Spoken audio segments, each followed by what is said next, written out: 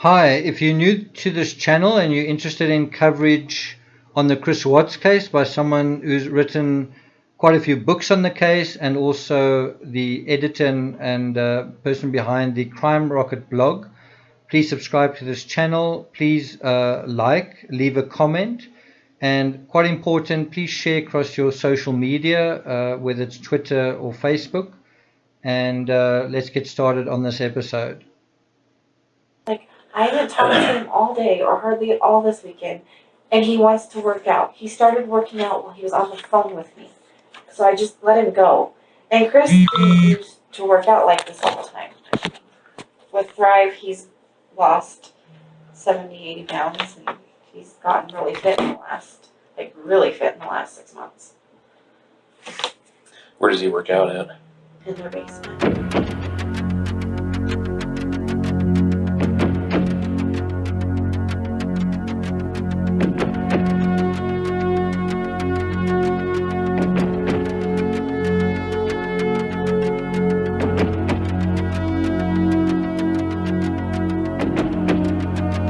Hello and welcome to True Crime Rocket Science, the most authentic voice in true crime. The most popular story right now on crimerocket.com is who changed more over the course of their marriage, Chris Watts or Shan'ann? The story was originally posted on October 23rd, 2018. When one person changes inside a marriage, it causes a strain. When one person changes jobs or a career, it causes a strain. When both people change, the strain can reach breaking point. Of course, what happens and what needs to happen inside a marriage is the people need to grow. The individuals inside the marriage, including the children, need to grow and develop as individuals. The trick is the growing needs to be kind of coordinated. They need to sort of hold pace with one another, and it needs to kind of be coordinated. It needs to be a steady growing of all individuals at the same time. A problem kind of develops where one person grows a lot or where one person regresses a lot, and that can kind of create an imbalance. This particular analysis kind of has a counterpart, a mirror in the analysis that I did, Unequally Yoked. We're talking kind of about the same thing, except the dynamic is slightly different. There are also a lot of dimensions to changing more. What are we talking about? Are we talking about the physical changes? Are we talking about how someone appears to have changed? Are we talking about the psychological changes where someone's personality is changing? Are we talking about the circumstances? In other words, one person has become successful in a certain area, perhaps in terms of their income, where another person is not. In effect, we're actually talking about all of these dimensions at the same time. But in order to navigate this area, we need to separate the strands into individual strands and then look at them individually and then tie them back together and say, okay, this is what we're talking about. When we do this, we're not trying to point a finger or blame at anyone. We're not trying to say, well, you changed the most, so you at fault, or you didn't change enough, so you at fault. We're simply trying to understand the dynamics. What we can say is when you have a significant amount of change in a particular person, it can cause tension and stress in the relationship, and the one person doesn't know who they're dealing with. And that was something Shan'ann said over and over again. I don't know who he is anymore, right? And a lot of us don't know who Chris Watts was. We don't know the other face to Chris Watts. And that should be an early clue to who really changed a lot in the dynamic or inside the dynamic. So in the Watts family, the breaking point came with trauma and tragedy. We have an idea about the finish line to the spiral of strain, but what of the spiral itself? How did the relationship unravel? How did the individuals within that relationship unravel? In Chris Watts' video about relationships, just beyond the halfway mark, he suggests that it's generally the more attractive one that leaves. Then he doubles back and says enigmatically, I agree with that somewhat, and I disagree with it. What do you think he means by that? Backtracking to a few seconds prior to this statement, let's follow the transcript. And this is Watts reading from a prepared script. Reasons relationships start to fall apart. Sometimes you no longer find your partner attractive, physically or in their personality. When you're in a relationship, you have to show desire, lust towards your partner. But if you want your relationship to keep going, I would suggest maybe going to a place where you first met. Go bungee jumping. Go somewhere that will bring the excitement back.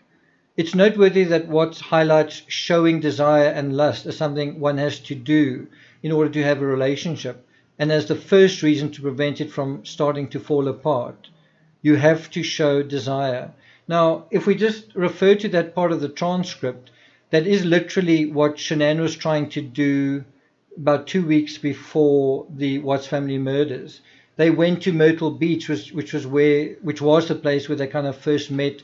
It was a place that was very meaningful to them. And although they didn't go bungee jumping, their children were at that trampoline park. The problem was when they were there physically, Watts wasn't there mentally. He'd sort of checked out already. But Shan'ann was sort of going there to try to bring the excitement back. And Watts was just not participating. So the terms in which Watts expresses this are clearly off. If a relationship is deteriorating, telling yourself you have to show desire is probably the last thing the relationship needs. Often when a couple is put off by one another, trying to push the lust button only makes matters worse. Probably in a conventional relationship, especially with young adults, that lust, libido, desire, and physical attraction is all there anyway. It's hot-wired. That's not the problem. The problem is more likely a lack of attentiveness, sensitivity, and interest. People listening to each other, people getting one another, people putting themselves on the same page. And when you don't have this, when they're not on the same page, this may be due to business, not business interests, but employment differences that are drawing one another apart, or simple things like distraction or exhaustion or a growing sense of disaffection. So that's the area one has to deal with. Intimacy, communication, listening. I care about you, or I'm finding that I'm not caring about you anymore. I don't know what's going on. And sort of keying into that early on, not kind of at the end. Do you care about me in the same way or not? Do you care about me in the same way that I care about you? And although Shan'ann did key into this sort of alienation from Watts, it happened sort of after 5 weeks. Returning to that transcript of the video, Watts says, you no longer experience closeness, or when your differences become more important than your similarities. And then he looks up. He says, you just pick apart your partner. You don't see anything that you have in common anymore. You just see that something he or she does, and it just gets on your nerves, and you just can't let that go. So this is another interesting aspect he highlights. The growing isolation in a relationship happens because of fundamental differences that are more important than similarities.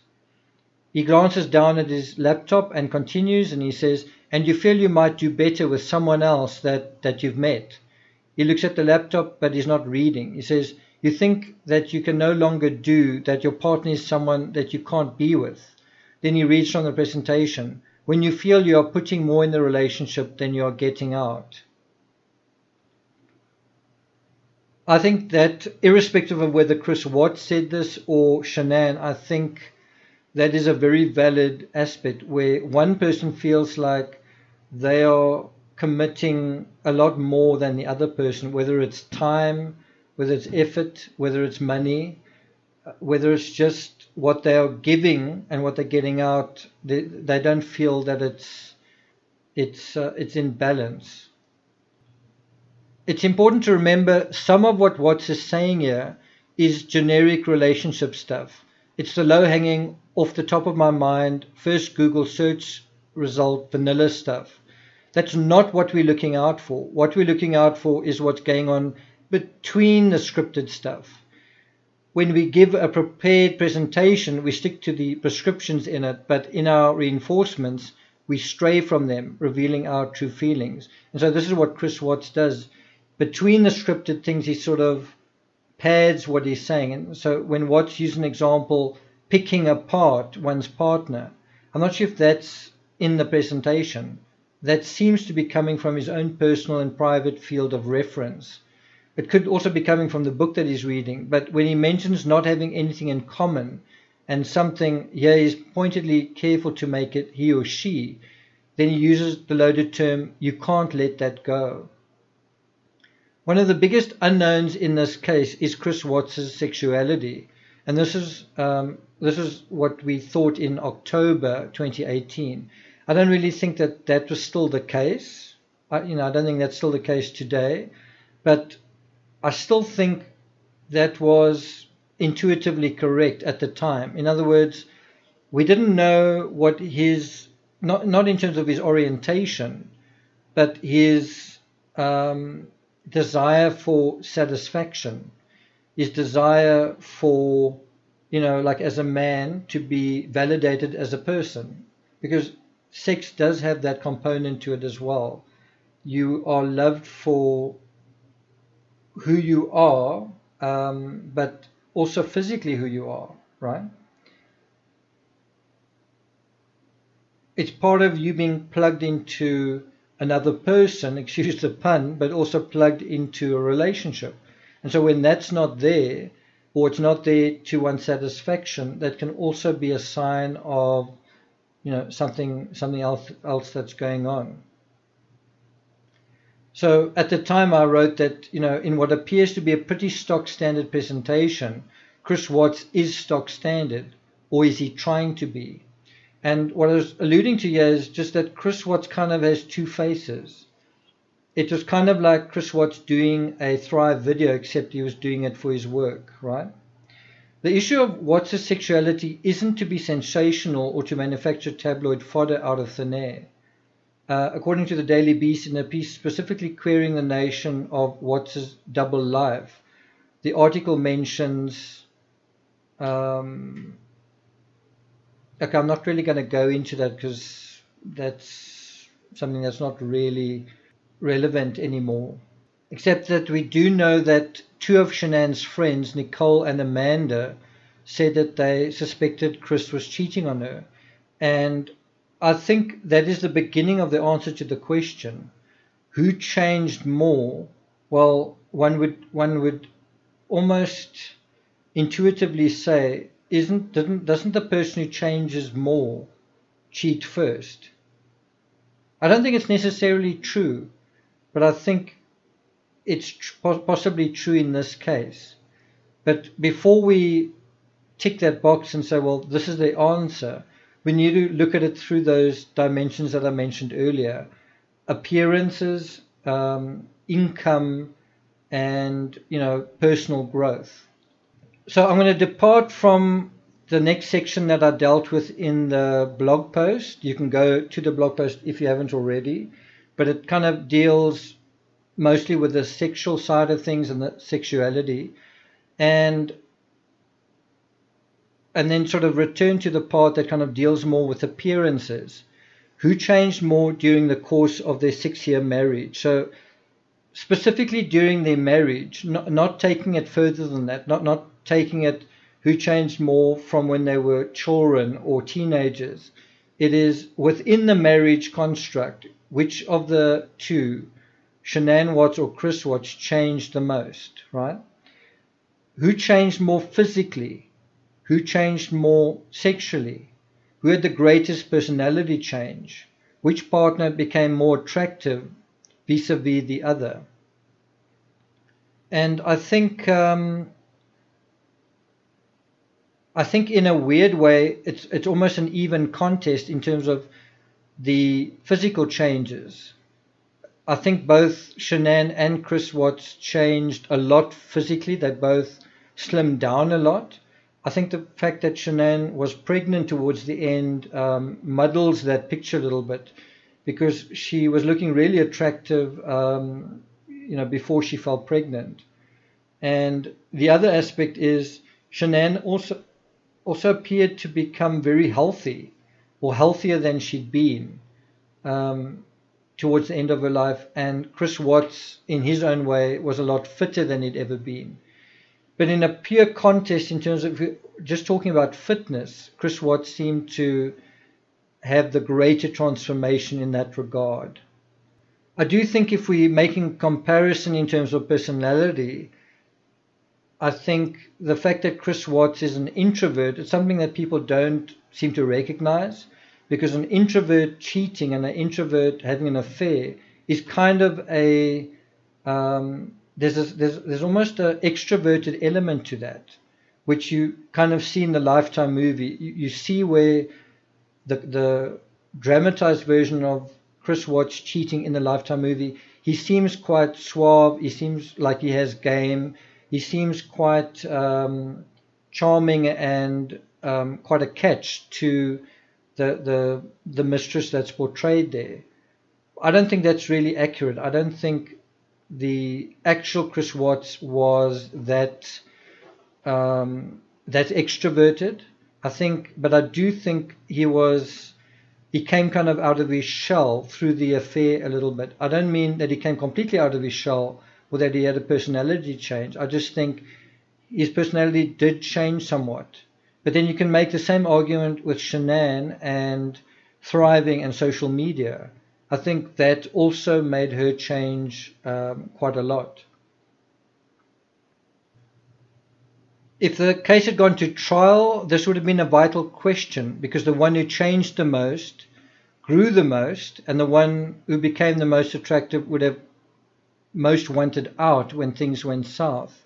So I think it's difficult to not swing the pendulum Chris Watts's way, not necessarily in a good way. What I mean is, if we're saying who changed the most, I think it's difficult not to.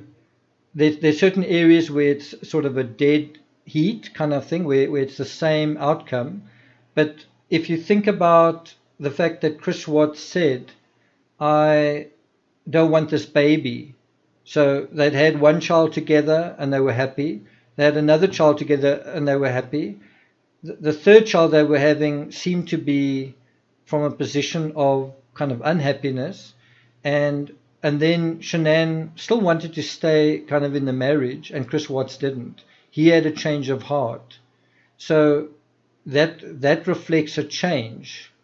That reflects a change in him. What's difficult with this equation is Shan'ann, because she's pregnant and she's sort of stuck with a child, she kind of doesn't have a choice in terms of that change, if you know what I'm saying. And in that sense, maybe it's not a fair discussion even to have, to say, well, which one changed the most? But if you take it just in a very general sense, the fact that Chris Watts felt he had the freedom to get out, and Shan'ann felt she didn't have the freedom to get out, that is swinging the pendulum slightly towards Chris Watts, just saying he's changing. And those are the words Shan'ann used herself. He's changed. I don't know who he is. I think at the end of the day, and this is sort of a true crime rocket science assessment of the question, I think when we thin slice it, it's quite simple, and it boils down to the fact that Chris Watts committed triple murder means he was the one who changed the most. I mean, he changed into a murderer. He changed from a regular dad, a regular husband, a regular blue-collar worker into a triple murderer. And I think it's this area that makes the Watts case both fascinating and terrifying. It's fascinating because on the surface, we don't really see Chris Watts any different. We don't see grief. He seems perfectly normal. He seems even like a nice guy. And then we think, why would a nice guy do this? And that is what makes it so terrifying, is that a nice guy did do this. A nice guy was hiding this dark side. And somewhere in the shadows, Chris Watts had changed so much, but he was able to hide that. There's recently been a crime in Australia where a father set his family alight in a vehicle and then stabbed himself as well. And that's a true annihilation. Everybody died in that. There were 3 children, a beautiful mother and wife. They were separating at the time. And then the father was kind of a fitness guy and a rugby guy. And in that scenario, you kind of have an inversion to the Watts case. You have the family separating, and the father, the patriarch, struggling. And this is in fact something he said on Facebook. He said, he was talking about how much he loved his children, and he wanted the family to stay apart, and for whatever reason they were separating, and their business was failing. There were also money problems. There was also custody. And so in this situation, you could say that the father of the family was the one regressing, or the one who was sort of either the less attractive or the more dysfunctional of the couple, and the one that was struggling to function. And in the end, that's what he did. And he seemed to do it. That annihilation seemed to be the opposite of Chris Watts. It's to keep the family together kind of in the afterlife. So I will put up a link to that discussion, which is on Patreon. You can have a look at that. It's under the post, Australia's Chris Watts, Only Worse. Okay, I'm not going to take it further than this. Bear in mind, this is quite subjective. It's an opinion. So if I say I think that Chris Watts changed more, that's not like scientific. It's simply an opinion. You might say, I think Shan'ann changed more. And the fact is they both changed a heck of a lot. Another dimension to look at just is the finances. It's just a very difficult area because we don't know what Shan'ann's exact income was. But if you had to put it side by side, and if you like, I can do this in another video, just let me know. But you could put it side by side, who changed more in terms of their careers. Shan'ann in terms of the evolution of her work career, or Chris Watts in the evolution of his. Because the fact is they both changed. He went from being a mechanic, which is kind of a lifelong dream, to becoming an oil worker, which is something different. Shan'ann went from what she was doing to thriving. And I don't really care what you think Shan'ann was doing prior to thriving, but I think thriving was very, very different to what she did before in her life. I think it changed her in many ways. It changed her personality, it changed her beliefs to some extent, it changed her outlook in life. One could even argue that Thrive did the same to some extent with Chris Watts, that it also changed his personality a little bit, made him a bit more outgoing, made him a bit more narcissistic. In terms of the JonBenet Ramsey case, head over to Patreon for some analysis on why the mainstream theory, the best mainstream theory on the JonBenet Ramsey case is still full of crap. That's on Patreon. I'll put a link to that. Something else to just look at and maybe listen out for are episodes I've been putting up on Vincent van Gogh. It's quite a long story. It's about how he leaves the asylum and then heads to the north of France for the last summer of his life. And we're going to be covering that on the 130th anniversary of his death. And this is again going to be a true crime analysis of what happened to him and why True Crime Rocket Science doesn't believe the mainstream theory there either, which is also what the Van Gogh Museum believes, is that Vincent van Gogh committed suicide. It's the True Crime Rocket Science view that it was actually murder. And I'm trying to build a case to that. So for those of you who are interested in true crime, try and start, taking notice of the coverage of the Van Gogh story, because once we get to June and July, it's going to be too late to sort of catch up. The next episode on this channel will be Christopher Watts' What Else Do We Know? Number 15. So if you want notifications for that, please ring the bell. Like, share, leave a comment. Please subscribe to this channel. And I'll see you guys next time.